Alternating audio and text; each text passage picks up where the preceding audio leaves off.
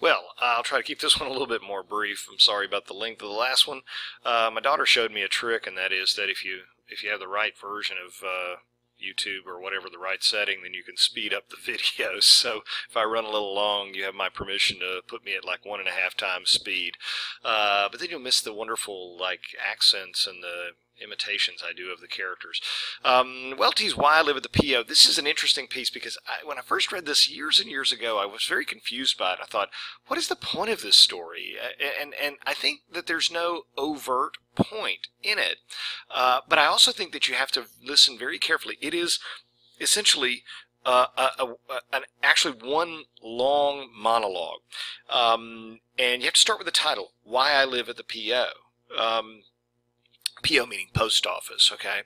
And again, you have to use your imagination with Welty. She's got a character who's speaking. This whole thing is one long rip on the part of this lady. And sister, okay? Sister is how we know her. And I guess the scenario, use your imagination, is that we've walked into the post office and discovered, as maybe one of her friends or acquaintances, that she started to live there. And we say, what in the world? Have you moved into the post office? Well, let me tell you why I live at the P.O. now. Okay, and it's this big, long story, okay? I guess that's the scenario we're asked to sort of imagine in our minds as we listen to it. We're introduced to this whole real menagerie of characters in her family, and I mean she has an eccentric family. This lack of rational sort of behavior on the part of her family. Everybody's got their little quirks. And again, word of warning, don't think that sister, our storyteller, our narrator here, our voice, our monologue, is blameless, okay? If you watch, she's a rather manipulative little thing if you sort of listen to it. You ever listen to somebody and they're trying to give you their argument as to why they're right about something, and in the back of your mind you're going, yeah, but you know what? The more you talk, the more I realize you're not, you're at fault too. You get that from this character if you're real careful, okay? The main character really has to try to impose some sort of order on what's happening. She's tired of living with these crazy people. She's tired of living with these people who keep blaming her for everything and pointing fingers at her and picking on her and everything. And so, she lives with a bunch of lunatics and she's had enough. She wants out of there, okay? You wonder whether or not she just didn't use this 4th of July fiasco as an opportunity to leave anyway, because it's really kind of what she's been wanting to do all along because she can't stand them. But, be that as it may, by leaving, no matter that she has virtually nothing other than a radio and a couple of trinkets, she moves out and she says, I would rather be by myself and broke and earning almost nothing with a roof over my head than live with these people anymore because I'm tired of them. So in a way, it's kind of this comic gaining of independence thing.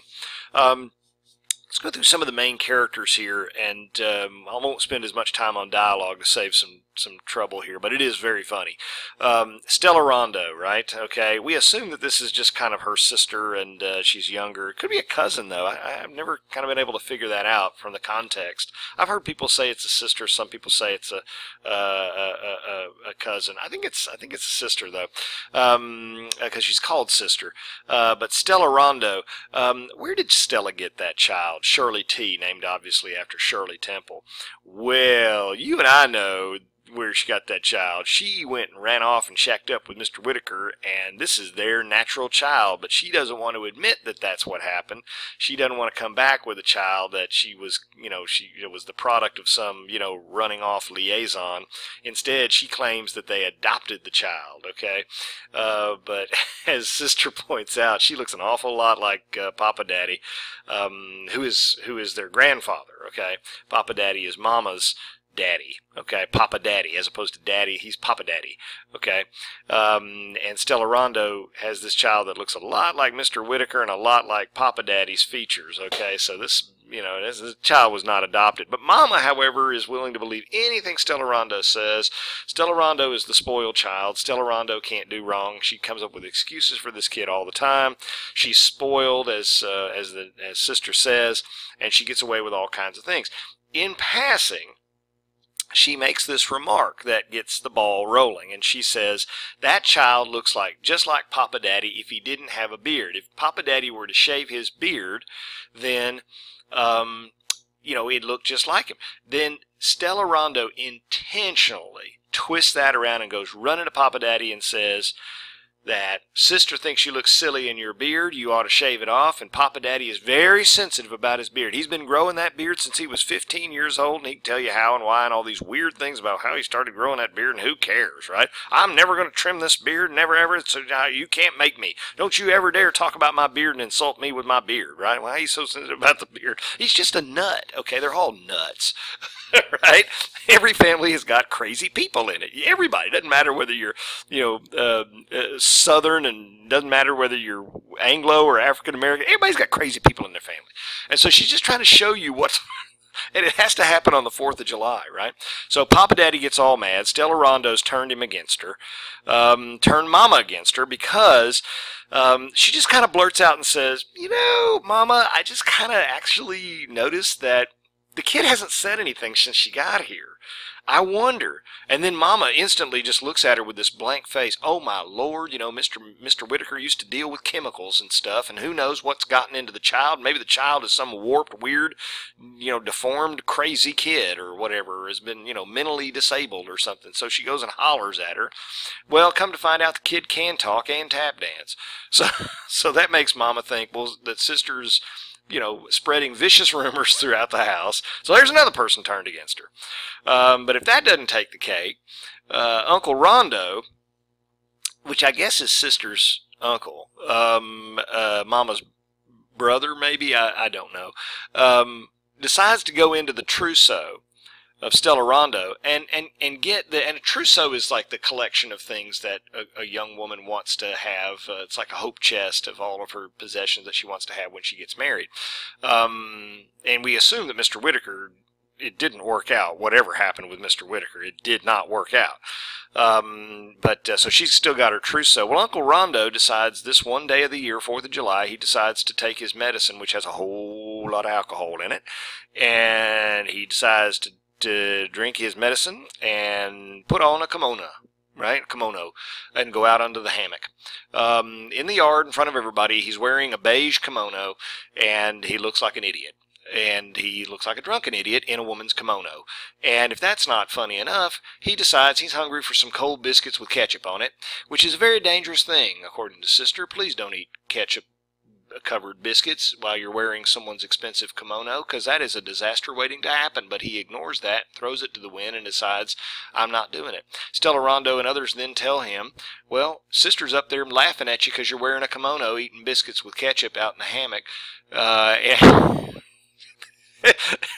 Is this beginning to this is crazy, and turns Uncle Rondo. So she has had enough. She reaches the boiling point and says, I'm taking my crap and I'm getting out of here, and I've had it with all you people.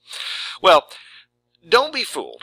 She's pretty eccentric too. Just as soon as you're ready to say, yeah, you do have a crazy family, you realize, wait a minute, she's pretty crazy too. She gets down there to this, sorry about that, she gets down there to the end and decides to tell them all off, and she's going to take all of her stuff. And when she gives the explanation of all of her stuff, you begin to say, you're a little on the weird side, kid. Where did you come from and who are you? I'll see if I can't scroll down to it. Let's see.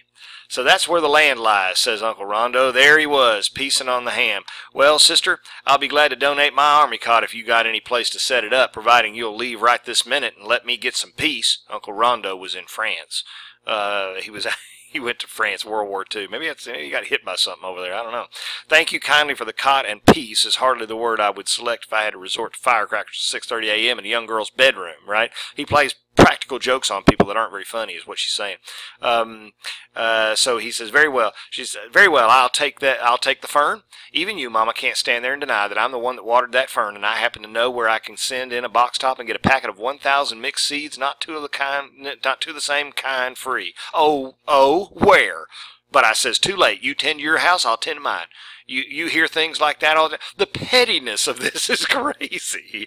Okay? So she's going to take her clocks, all 4 of them. They're mine. I'm taking them. The 4 o'clocks, that is.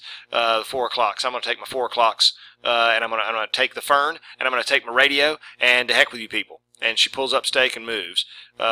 She goes, and I very politely took the sewing machine motor I helped pay the most on to give Mama for Christmas back in 1929, and a good big calendar with the first aid remedies on it. The thermometer and the Hawaiian ukulele certainly were rightfully mine, and I stood on the step ladder and got all my watermelon rind preserves and every fruit and vegetable I put up, every jar. Then I began to pull the tacks out of the bluebird wall vases on the archway. Who told you could have those, Miss Priss? I bought them, and I'll keep track of them. I'll tack them up one on each side of the post office window, and you'll see them when you come to ask me for your mail if you're so dead to see them. I'll never darken the door of that post office again if I lived to be 100. Ungrateful child, all the money we spent on you at the normal. A normal school is like a teacher's college. She never finished college, basically. She dropped out or whatever. Me either, Stella Rondo says. You can just let my mail lie there and rot for all I care. I should worry, I says, and who you think's going to sit down to write you all those big fat letters and postcards, by the way? Mr. Whitaker? Ooh, that was mean. Just 'cause he was the only man ever dropped down in China Grove and you got him unfairly, is he going to sit down and write you a lengthy correspondence after you come home giving no rhyme nor reason whatsoever for your separation and no explanation for the presence of that child? I may not have your brilliant mind, but I fail to see it. Right? Ooh, that was pretty mean. She told her off. Yeah, you know what? Mr. Whitaker ain't going to write you a letter. You know why? 'Cause he probably dumped you. You run off with him unfairly anyway. I don't say how unfairly, but there's something going on there. Sister, I told you 1,000 times Stella Rondo simply got homesick, and this child is far too big to be hers. Now, why don't you just sit down and play casino? So Shirley T sticks her tongue. There's always a brat in one of these stories. And she finally, cutting off your nose to spite your face then, I says. But I says, if you're all determined to have no more to do with the U.S. mail, think of this. What will Stella Rondo do now if she wants to tell Mr. Whitaker to come after her? Wah! She knew, I knew she'd cry. She had a conniption fit right there in the kitchen. She pretty much stuck a finger in her eye by saying, yeah, what you going to do? How you going to tell Mr. Whitaker to come get you if you don't use the mail? The mail, I control the mail, right? So it's this funny thing. It's this gaining of independence. It's this, I'm determined to have my own independence. But she's kind of a snit of her own, right? She's not really the nicest person. She's kind of petty and small and narrow-minded in a way. Doesn't really put up with these folks very much and doesn't suffer fools lightly, but at the same time, she's a bit of a fool herself in some ways, being all petty and everything. So, it's an interesting thing because Welty is not going to tell you what all this means. And if you read a short story like a lot of us do, we grow up doing this, reading a short story to find some moral or some message, there just really isn't. She just wants you to experience this person who frankly is kind of funny the way she acts and tells you the story, and you get to hear her voice and see her for all her flaws and just kind of enjoy the moment as she tells you about this crazy nutty family of hers and what she decided to do. And it is kind of weird that she's living at the post office now. Who lives at a post office? But in China Grove, Papa Daddy got her that commission, and he can't take it away now, and she can live there if she wants to, and it's only got a handful of people in China Grove, but it is an official U.S. Post Office, by golly, and she is in charge of it, and there ain't nobody going to tell her to move. So she's got her little independence there, no matter how she got it. It's just that if you see through some of her own storytelling, you can see that she has her own quirks as well. She's not, the apple didn't fall too far from the tree. She comes from a nutty family, and I think she inherited a couple of genes.